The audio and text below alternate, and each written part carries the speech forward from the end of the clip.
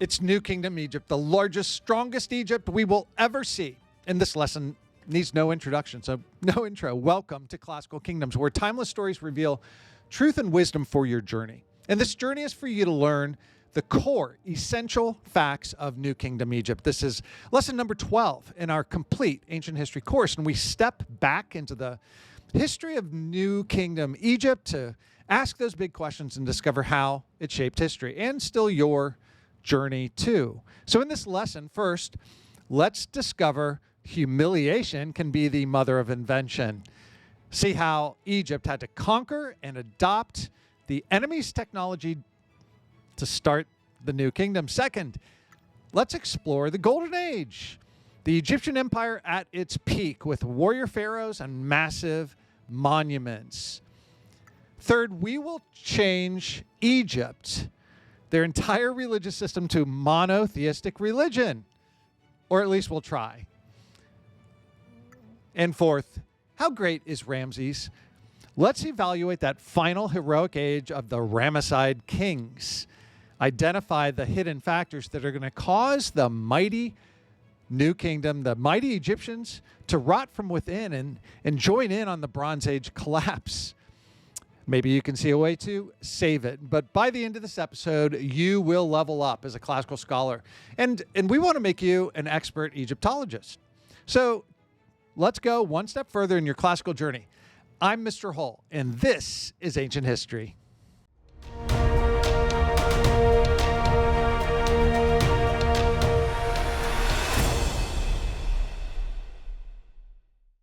How do you keep empires from collapsing? The Bronze Age collapse is real, it's coming, and it's ironic because how this begins, the New Kingdom history, is so dramatic and strong. It starts with a very motivating humiliation. Right, over a century during the Second Intermediate Period, Egypt was a broken land that's in between Middle Kingdom and New Kingdom. Native Egyptian pharaohs were stuck in the south. They were clinging on to power at the city of Thebes. The rich northern lands of the Nile Delta are being ruled by a line of kings. West Asian, look at the continent of Asia. Look at Canaan. Have you heard of the Hyksos? Because the Hyksos are running this show just in the Delta in the north. So it's divided. Egypt is divided. The Hyksos are rulers from foreign lands, and they describe their status as foreign elite in the capital of Avarice. The city of Avarice in the Nile Delta is not being run by Egyptians. The true native Egyptians are proud people. They have a long history, and they have a long, skinny country. They have a long river. They're trapped in the south. And this final war for Egypt's soul is about to begin.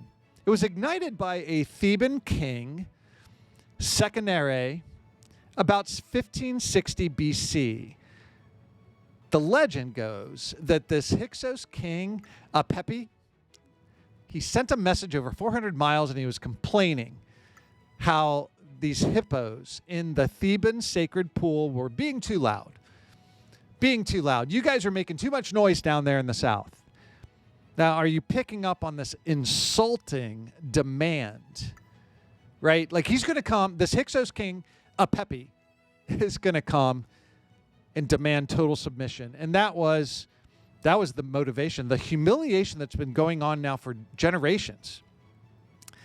Akhenaten chose defiance against this powerful Hyksos ruler, and he paid the ultimate price. His mummy tells us a gruesome story that his skull was shattered by a Hyksos battle axe, which is a testament to a king who died, but his death was for a purpose, for the Egyptian people's freedom. And the fight was picked up by his sons. They believed.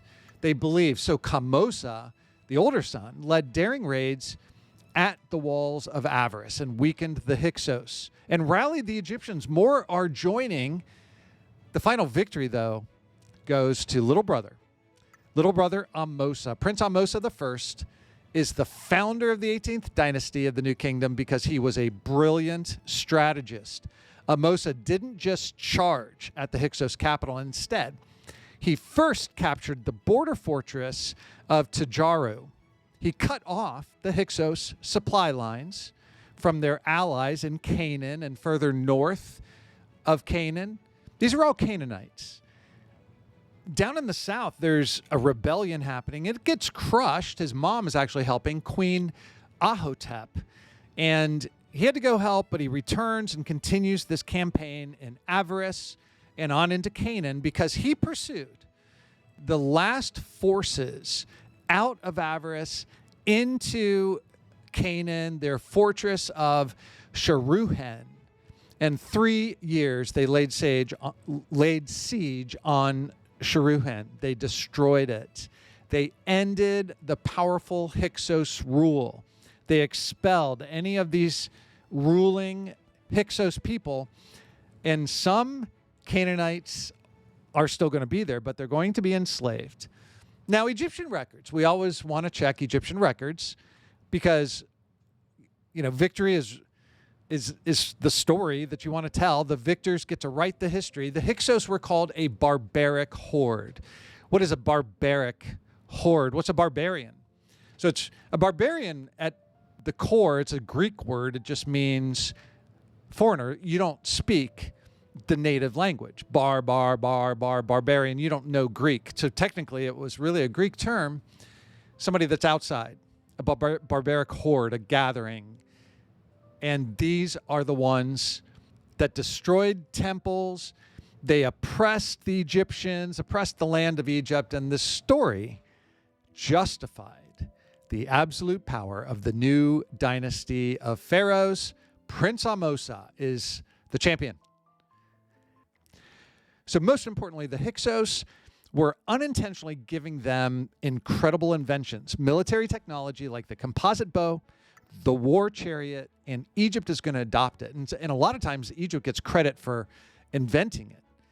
But this is transforming the Egyptian army, and it's setting up the success of the new kingdom, an advanced fighting force that the world has never seen.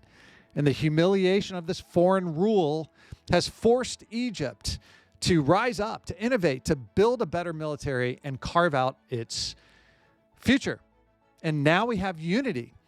That's what Egypt has. They have unity, and then they have intermediate periods, and these dynasties are what historians do to kind of show us this. And what is a dynasty? Because Prince Ahmose is starting the 18th dynasty. He is claiming the throne. How do you claim a throne and start a dynasty?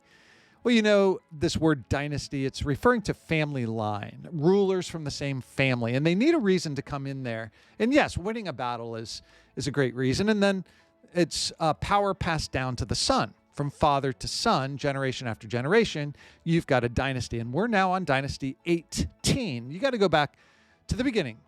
There's thousands of years of dynasties for Egypt. And let's go to the beginning. We're not talking about the last pharaoh. She will shock you. You've heard of her. And that's a way later lesson. Let's go to the first dynasty, 3100 BC. Remember King Narmer had that love story? He united Upper and Lower Egypt with a wedding, but he also conquered Lower Egypt. And so these unification, winning a battle, marrying a princess, and that was the beginning. The first dynasty family was known as the wearer of two crowns, the lord of two lands. These are all essential ways to describe Egypt. And the combined states, it took until the third dynasty before we said it's really stable and strong and unifying. And the third dynasty is the Old Kingdom. That starts the Old Kingdom of Egypt. So we have dynasties, we have the Old Kingdom, then there's a period of civil war, and then the 11th dynasty starts the Middle Kingdom. And then the Hyksos and the Hebrew and the Canaanite disruption ends the Middle Kingdom.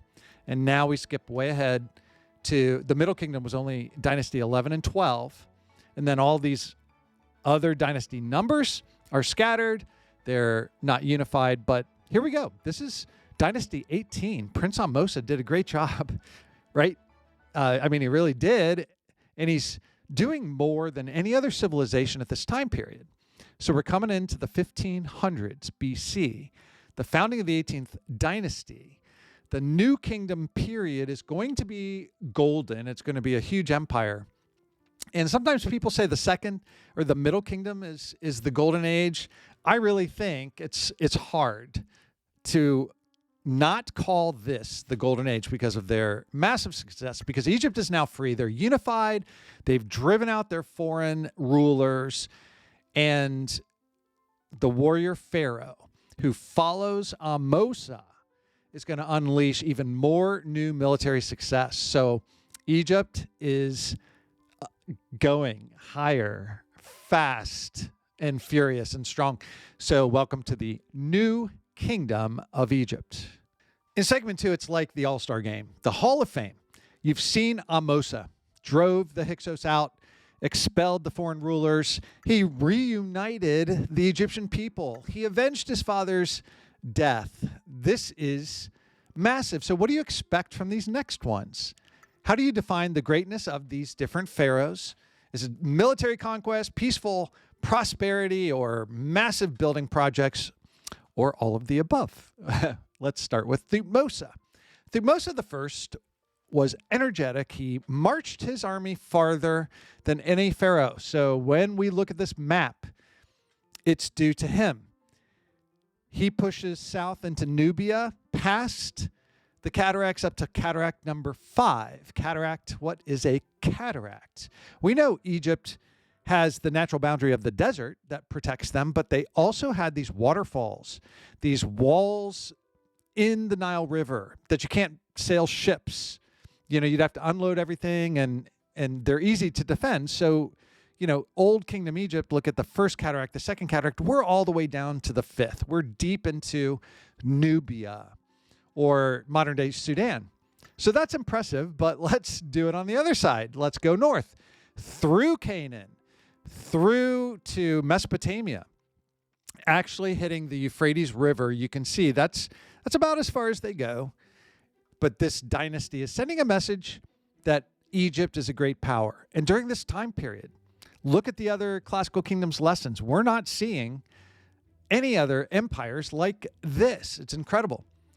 So here comes a little bit of a twist. If you expected Queen Hatshepsut to rule together with her stepson, because she actually started as the regent for her young stepson. What is a regent? Have you heard of a regent before? Well, Hatshepsut was the boss for the young. I think he was like 5 years old, and he's the heir.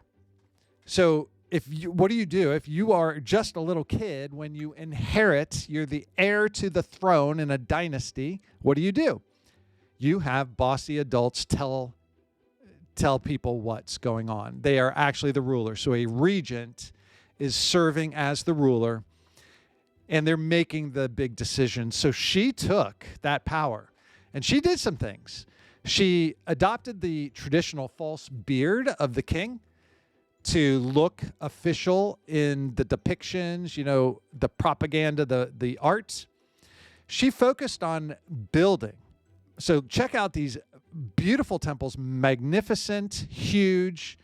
She also expanded trade.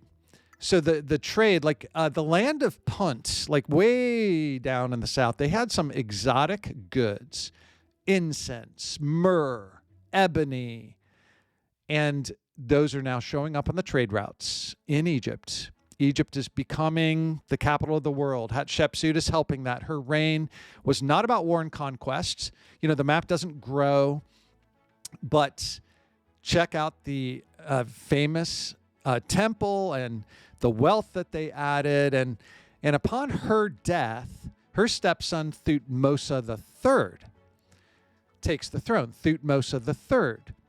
He gets to be called the Napoleon of Egypt. Of course, not back then, but what does that mean? If you are the Napoleon of Egypt, he is a true military genius. He led at least 16 campaigns over 20 years, conquered 350 more cities. Why do you conquer? Why do you expand the Egyptian empire? What is the point? So the map is getting solidified. Why? Well, maybe the earliest battle record is 1457 BC when Thutmose III fought the Battle of Megiddo. In this battle, like these records are trying to show it's important. And he shows this surprise attack to these Canaanite defenders. They thought they were going to come up the other road, and he surprised them by coming up the wrong road and routed this entire place. But the plunder, check out the plunder. What is war plunder, war booty? The military, 924 chariots. So chariots are the new technology now. Armor, 200 suits of armor, 500 bows, 2,000 horses, 2,000 cattle, 22,500 sheep. It's in the official record. Prisoners, hostages, royal goods. He's got the personal armor and chariot of the king of Kadesh. Kadesh, we're going to be back at Kadesh again. This is the Battle of Megiddo. So Thutmose III, the Napoleon of Egypt, has left us this true historical record, and it's got his glory and a lot of wealth. So you can see why you want to conquer more cities, more lands. His victorious campaigns has brought a lot of tribute to Egypt. Tribute is like recurring taxes. Do you want tribute? Yes, that's part of the point. And so this is going to continue. The map is going to be maintained. So skip ahead to great-grandson Amenhotep III, the Magnificent. Foreign kings would write to the Pharaoh, and we have the record. They begged for him to give them gold because they said in Egypt, gold is as common as dust. The immense wealth is funding a massive building program, and so check out Thebes. Thebes is now like a capital of the world. Check out Karnak, the temple complex, which is said to be the largest religious complex ever built, dedicated to the chief god Amun-Ra. It is a city even on its own with a treasury, administrative center, and it's the spiritual core of this empire. Things are going very well. Century after century, this dynasty is hugely successful. The most stunning feature, if you can check out the great Hippo-style hall, it's like a forest of 134 massive columns. And notice the architecture, 70 feet tall. Compare that with other civilizations, because this is about going to be it for Egypt. You know, spoiler alert, this is the golden peak. We'll have a peek into this because the Valley of the Kings was their new way of burying their pharaohs. The Valley of the Kings. Have you heard of the Valley of the Kings? A new building project to bury the pharaohs was the Valley of the King, because one famous pharaoh was unearthed there fairly recently. That's coming up in the next segment. So the Valley of the Kings is going to help protect pharaoh treasure from the tomb raiders, the tomb robbers. The Valley of the Kings teaches us a lot. It's a journey in the history, the virtue, the wonder about these people. And so we get a close look at King Tut. But how do you govern this huge empire? Egypt has vassal states all over. What is a vassal state? The places they conquered, understand they have a lord now. It's Egypt. That makes you a vassal. A vassal has a lord. A vassal is below. And so they're going to pay tribute. They're going to give riches and gold mines in Nubia. So check out Nubia. There's a viceroy in Nubia who's going to make sure gold continues to flow. And it's not just gold. We've got silver, horses, lapis lazuli. Plenty of vital resources are coming on trade routes that Egypt is managing, all the way from the north end of the map and the gold mines in Nubia. So what could possibly go wrong with this? Put it in the comments. As big and wealthy and successful as Egypt is, could you leave a comment about how is the Bronze Age collapse still coming? What could possibly go wrong? New Kingdom Egypt has the power, the money, the huge map, and they have religion. Well, they've always had religion. What's going on? Segment 3 is about a heretic king. It's going to change things.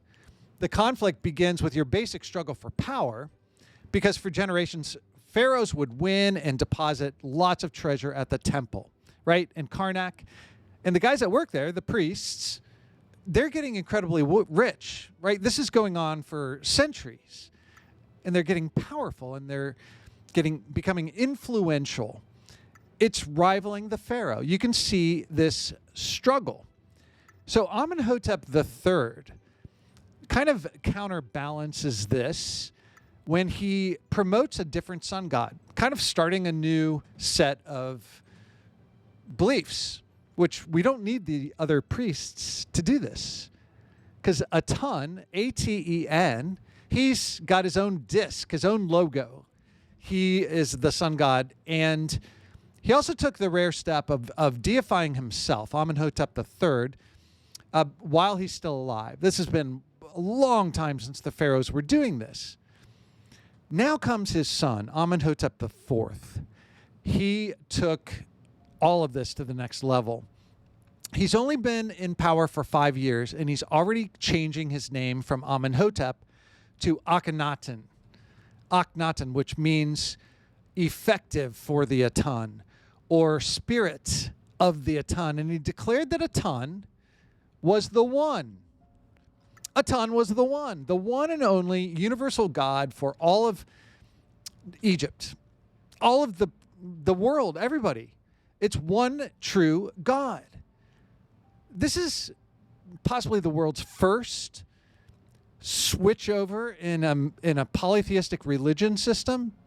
One true God. Is it possible that the Egyptians are adopting beliefs of the God of Jacob, the God of Moses, who might have just left? It's a new religion. It's revolutionary. What could possibly go wrong?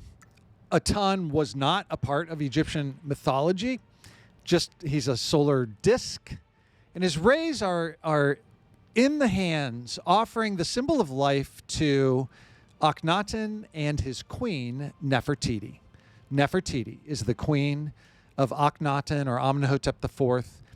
Akhenaten claimed to be the sole prophet, the spirit. No one could know the Aten except through him. He just put all the priests out of business.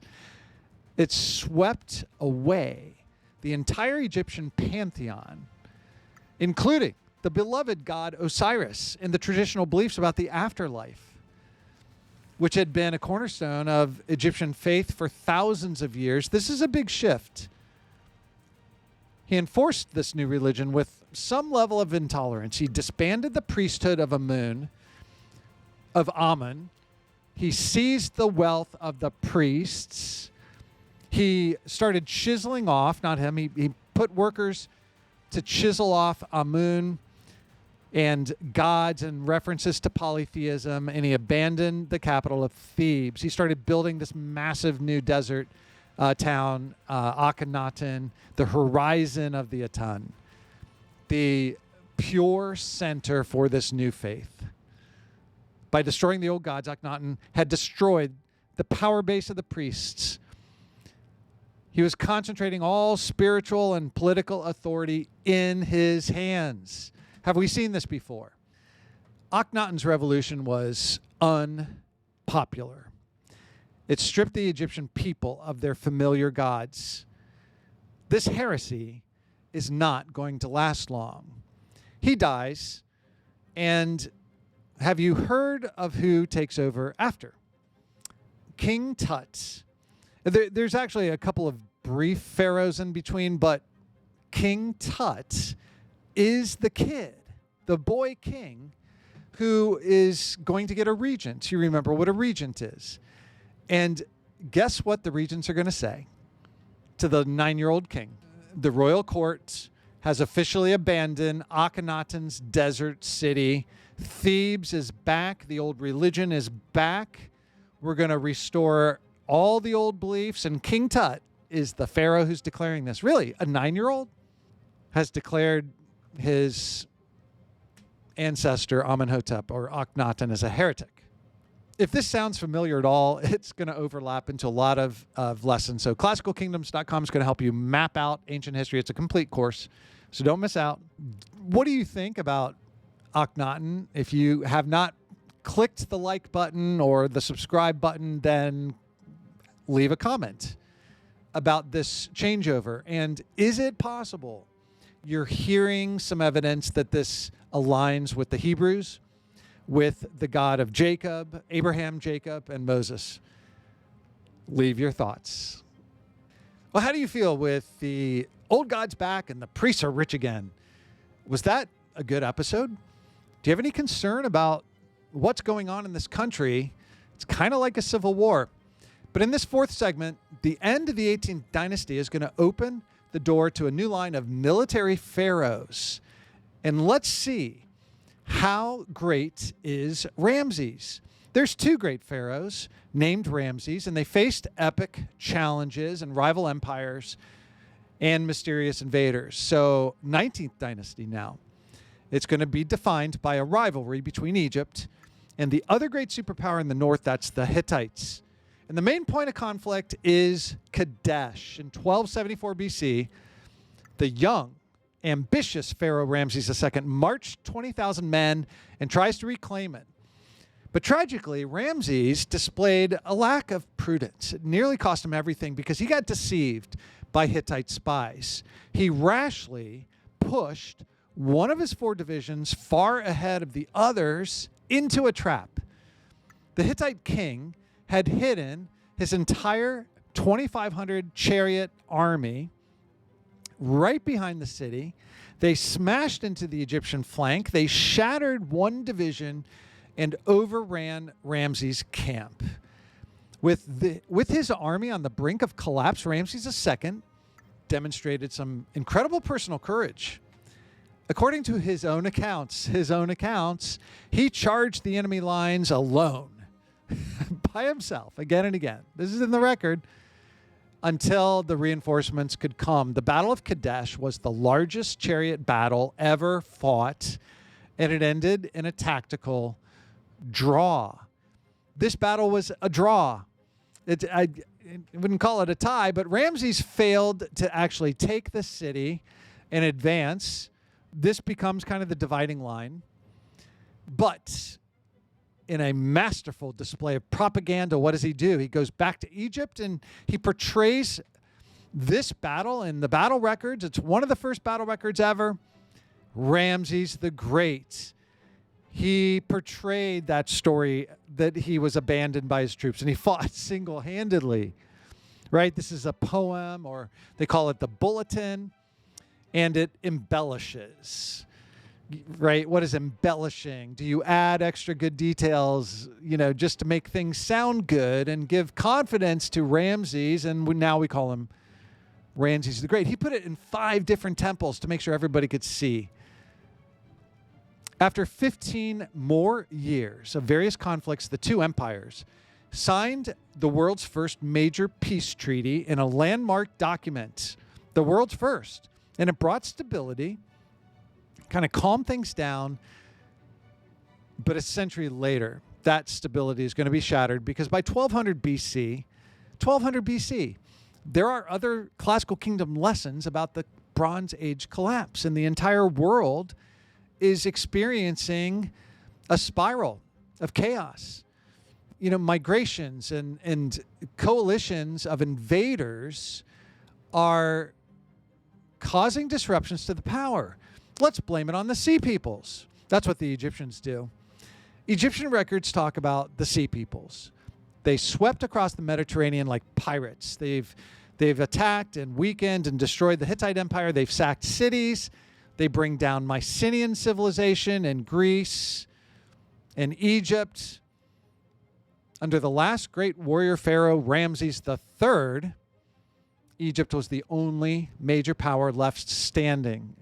And these Sea Peoples, so mysterious and so powerful, they're bringing down all these civilizations. But Ramesses III is going to mount the historic defense and defeat the invaders, defeat the Sea People on land and sea, and he traps their fleet in the Nile Delta and annihilates it. That's what Ramesses III says. He saves Egypt from total destruction, from what the sea peoples were doing to everybody, and that's kind of it.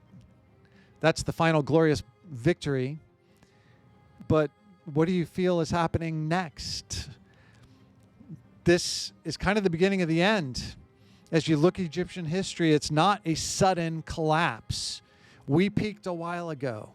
It's Bronze Age collapse. And why? Is it the cost of constant warfare? Is it the cost of all these tributes? Everybody's got to constantly pay tributes to because they're vassal states.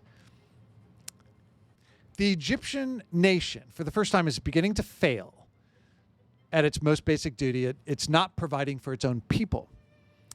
And how does an empire fall? An empire of gold, a golden age like this, how does it end?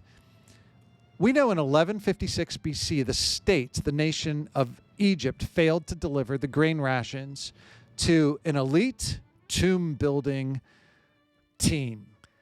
In the royal necropolis, these craftsmen stopped. They laid down their tools. They marched out in protest. They said they are hungry. They're not getting fed. They're doing all these jobs, building these spectacular tombs, like King Tut's tomb. And it's the first recorded labor strike in human history, a shocking sign that the Pharaoh's divine authority, his sovereignty, I don't know.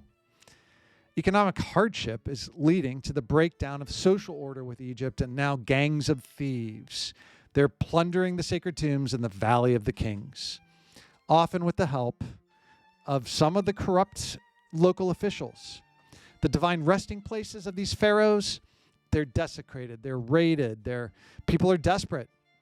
And the Pharaoh's authority clearly is weak. By the time the last king, Ramesses the 11th, dies, it's around 1069 BC, the unity of the Egyptians, it's non-existent. We're back to a splintered, fractured Nile River. The glorious age of the New Kingdom is over. It wasn't defeated by one single foreign enemy, but by an enemy within. The corruption, the economic crisis, the loss of faith in the Pharaoh that has been the main story and the superstar throughout Egyptian history. What will you carry forward from this age? Egypt's final and most deadly enemy was not the Hyksos, the Hittites, or even the Sea Peoples. It was internal, lack of strength. This reveals the timeless human truth that even the mightiest, the most glorious can and will fall. Going forward, Egypt will still be there, but now they are the vassal. They're the vassal state to Assyrians, Persians, Greeks, and Romans. They lose the battle for their own Egyptian identity. Thank you for taking the time to learn something that matters in all of history, and that includes your story. Some classical truth for your journey. Because kingdoms rise and fall, power fades, but virtue endures.